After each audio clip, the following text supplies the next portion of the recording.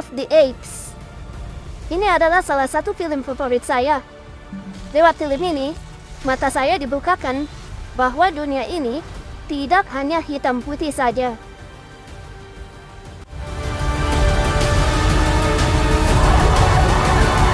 What a wonderful day!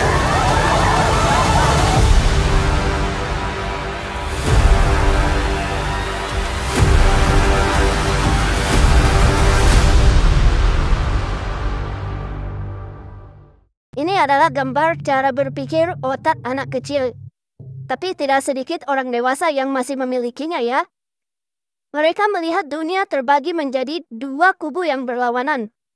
Kera versus manusia, bajak laut versus marinir, semangka versus Wahyudi, atau Kristen versus Islam.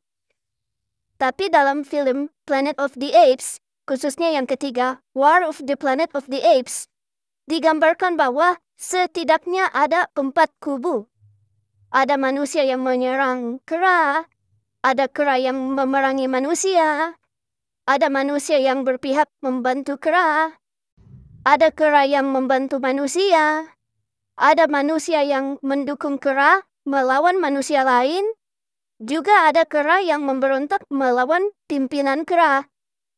Tidak semua kera baik, dan tidak semua kera jahat. Tidak semua manusia baik, dan tidak semua manusia jahat. Interaksi kompleks ini jika diilustrasikan akan menjadi seperti gambar yin-yang. Dalam putih ada setitik hitam, dan dalam hitam ada setitik putih. Cara berpikir ini lebih maju dibanding dengan cara berpikir hitam putih seperti anak kecil. Tema ini kita biasa lihat dalam cerita lain, misalnya One Piece. Tidak semua bajak laut orang jahat, dan tidak semua marinir orang baik. Dan ya, berlaku juga dalam hidup keagamaan. Tidak semua oten pasti pintar, dan tidak semua oten juga pasti bodoh. Tidak semua muslim pasti baik, dan tidak semua muslim pasti jahat. Ketika ada orang yang mengutip berita semacam, "Lihat nih, pendeta Kristen kepergok berbuat cebol." Kemudian dia generalisir menjadi, Berarti semua oten diajarin berbuat cebol.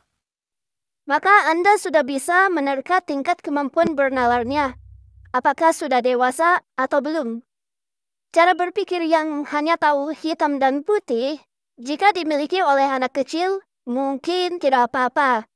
Tapi jika dimiliki orang dewasa, maka bisa menjadi sangat berbahaya.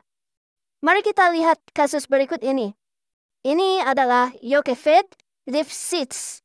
Ibu ini adalah warga Israel yang pernah disandera, tapi sudah dibebaskan. Beliau membuat pernyataan yang membingungkan. Ketika ibu ini dibebaskan, dia menyalami tentara yang telah menyanderanya. שואל, מדוע לחצת את היד לאותו מחבל חמאס ברגע שהוא עבר הם התייחסו אלינו בעדינות וכל הצרכים שלנו הם סיפקו. Wah, luar biasa baik. Pendukung Palestina share video ini sampai berulang kali.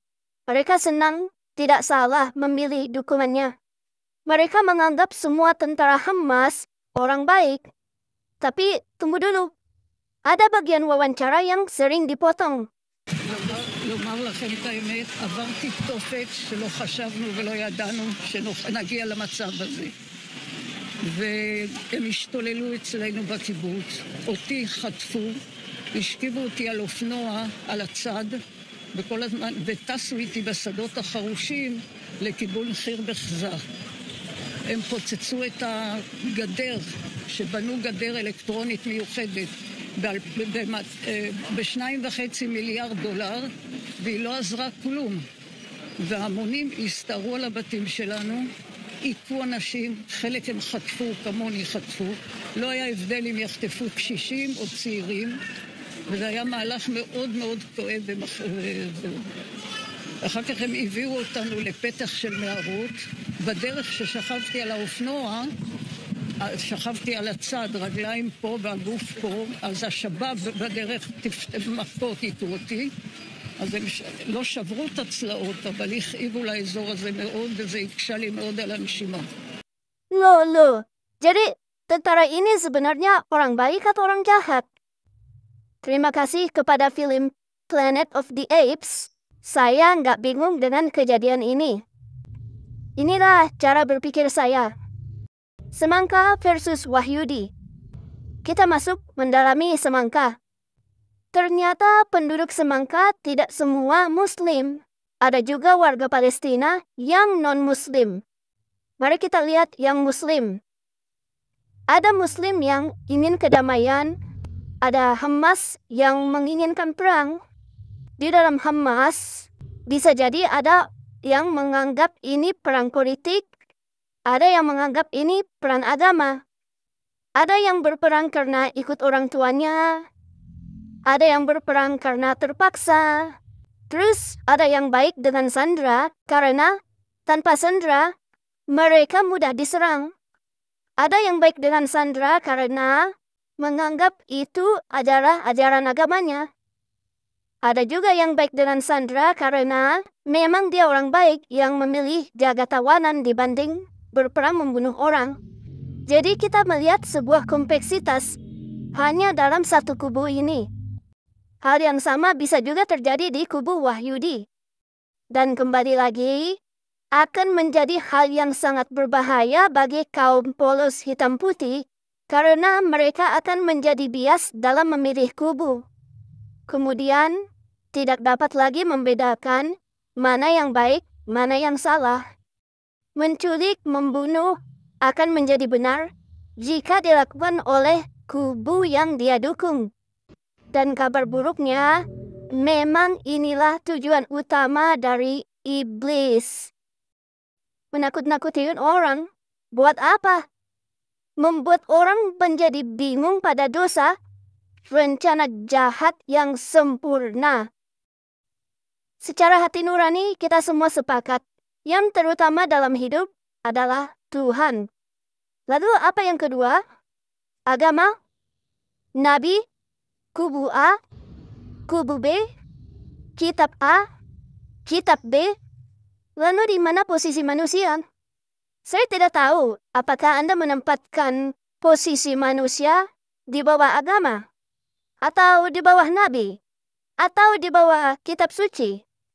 Tapi yang saya tahu bahwa Tuhanku, Sang Ilahi Tritunggal, menempatkan posisi manusia di tempat yang sangat tinggi. Dia menciptakan langit dan bumi, menciptakan kehidupan untuk manusia yang Dia kasihi. Dan bahkan rela mati di atas kayu salib untuk menyelamatkan umat manusia. Jadi saya belajar untuk mengasihi apa yang Tuhanku kasihi. Oke?